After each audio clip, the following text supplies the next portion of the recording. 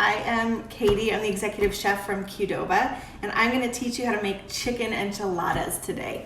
We're going to make enchiladas using leftovers from our family meals. So if you ordered our family meals, then you get a ton of stuff. You get proteins, rice, beans, tortillas, salsas, everything you need to make amazing bowls and tacos. However, you're probably gonna have leftovers unless you have a family of 5, which is what it feeds, or sometimes even if you do have a family of 5, you're gonna have leftovers. So I'm here to show you what to do with them. We are gonna start by making our enchilada sauce. You can make your enchilada sauce using our roja or our verde that it comes with. I'm gonna use verde because that's what I have today. The thing I will say is that in order to make enchiladas for 4 to 6, you probably need about 2 cups of salsa. Now our salsa comes with 1 cup. So I'm gonna give you a solution for how to make this stretch. So the first is that we're gonna blend it. So that's gonna help with some of the volume. And then the next option that you're gonna have is to add some water or some chicken stock or some other salsa that you might have. So I've got 2 of these today, but if you don't, then what you can totally do is just use some water or some stock. And then after you blend it, just see what you've got and add a little bit to make sure you've got 2 full cups, okay? So I also had some extra cilantro, so I'm gonna add that, but that is totally optional. It's just gonna bring some really nice sort of brightness and freshness to the enchiladas, which are kind of cheesy and gooey and a little heavy, so this will help cut some of that. I'm gonna blend this. This is also an optional step. If you don't have a blender, if the idea of getting your blender out and washing it feels like too much, you can totally ignore this. I just do this because when I think of enchiladas, I think of that sort of really nice, smooth, textured sauce that you get, and I like that. But if you like the chunkiness that you're gonna get from a salsa, don't blend it. Get rid of that one step and don't have to wash this. All right, let's go blend it.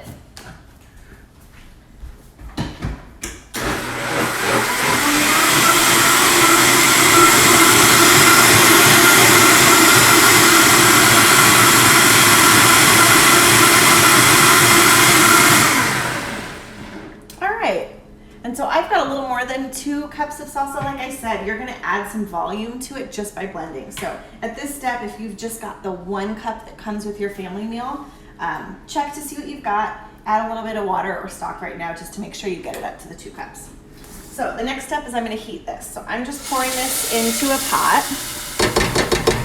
Now I'm not trying to get this boiling. I'm not trying to cook this salsa. I'm really just trying to warm it through. I really don't want to get my tortillas soggy. We'll talk about that in a minute. But having warm ingredients that you put into your enchiladas is really going to shorten the cooking time later. So I put this into my pan. I'm just going to do this over medium-low heat. Like I said, I'm just trying to get this warm. I am not trying to cook this or boil it. I've also got some leftover chicken. I'm going to add that straight in there. And I'm actually going to use these pans that you get with your family meal. I'm going to wipe this out and use this. This is perfect for me for a family of 2, but 2 of these would be great for a family of 4. Or if you don't have this, you got rid of yours already, you can totally just use an 8x8 dish, baking dish if you've got it. Or if you're going to double this recipe, you can use a 13x9. Use whatever you've got, bottom line. Okay, so I'm just going to let that warm through.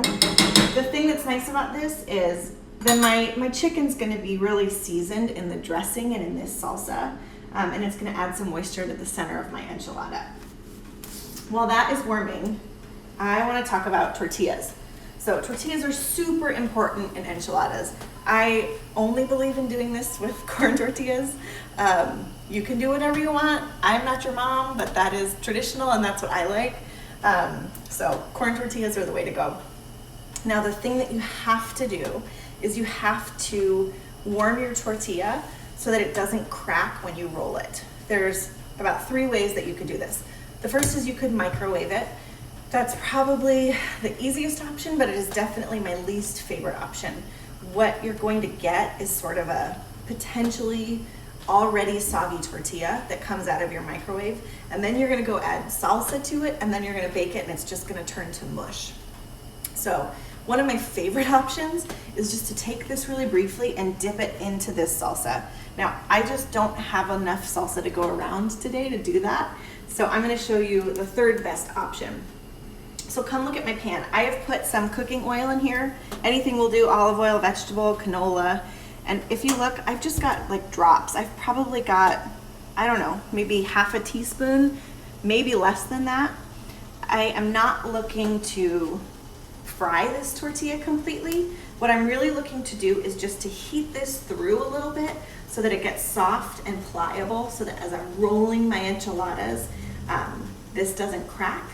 And then the oil is just gonna leave sort of this like protective barrier. So I'm just gonna drop this in, move it around. You can use a fork or tongs. I like chopsticks, but that's literally it. It's gonna take a couple seconds, and you can kind of tell when it's done. If it's folding over like that, then it's good. So I'm gonna move this to a plate that I have ready here. If you're doing all of your tortillas at once, however many you're doing, you can just leave them stacked up. You don't have to keep it warm. It's not like when you're cooking tacos or something where it's really important to have hot tortillas. As you stack these, they'll sort of keep themselves warm. So I'm gonna take this with me, and I'm gonna take my chicken, and then I'll meet you back over there. And we'll get ready for assembly.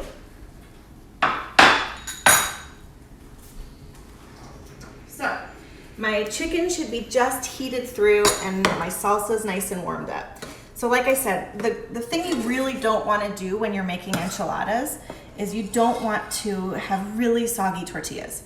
So one of the ways to do that is to have hot ingredients. And what that's going to do is it's going to shorten your cook time. So if you're doing this with like the canned enchilada sauce that they sell at the grocery store, the instructions on that can will probably tell you just to roll your enchiladas without warming them, which is going to result in cracked tortillas, and it's going to have you open that can and pour room temperature canned sauce over your tortillas.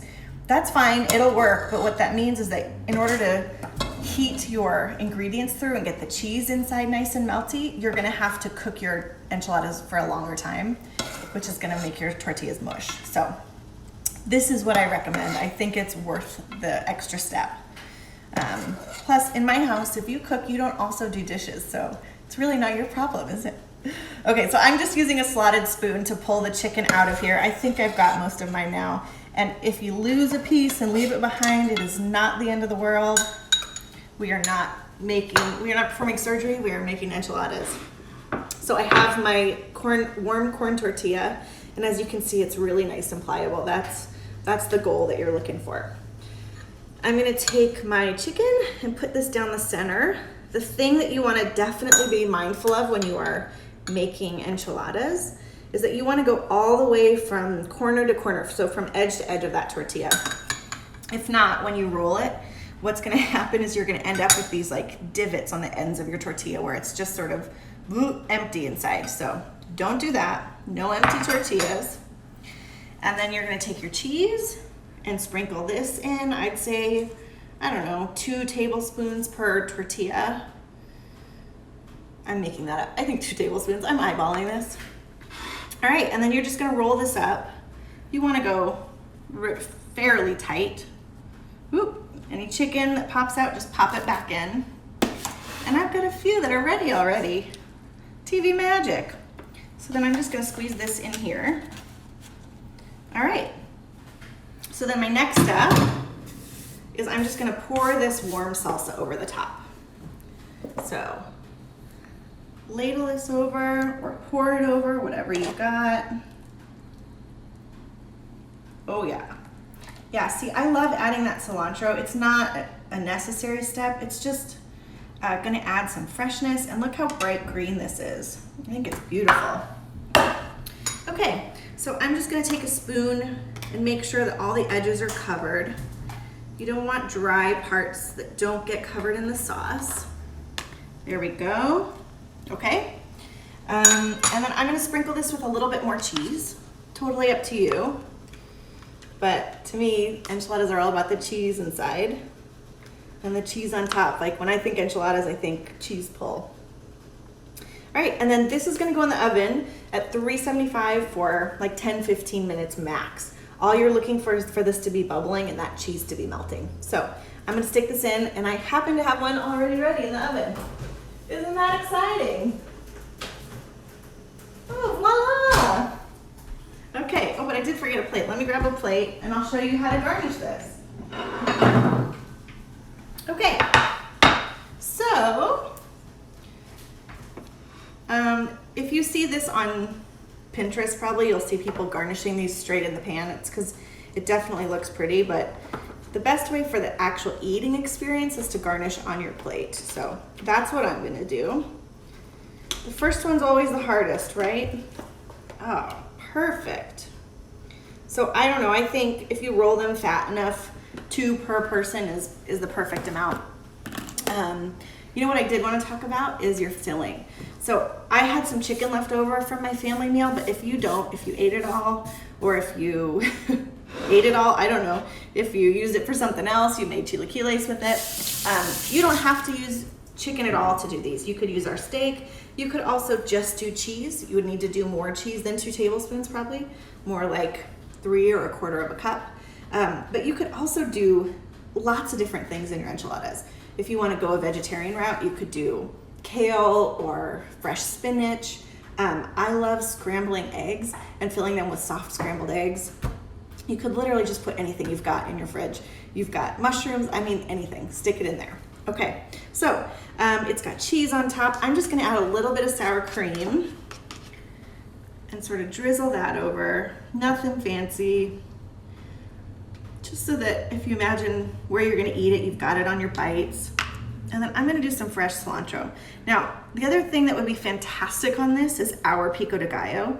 I don't have any of that. I ate all of it the other night, but our pico would be a fantastic right over the top on this. It would really balance this out nice because you'd have the acid from the lime juice and sort of the fresh crunch from the onion to sort of counterbalance some of these really soft flavors like the soft tortillas and the melty cheese. But like I said, I don't have it. And if you also don't have any of it, you can go to our Instagram page. We filmed a video of how to make your own pico. So we've got a video there you can check out. And that's it. These are your chicken enchiladas made with our leftovers from our family meal. I hope you guys enjoy. Keep watching. We're going to be doing these every week. Let us know if you've got ideas or things you want to see. And stay safe.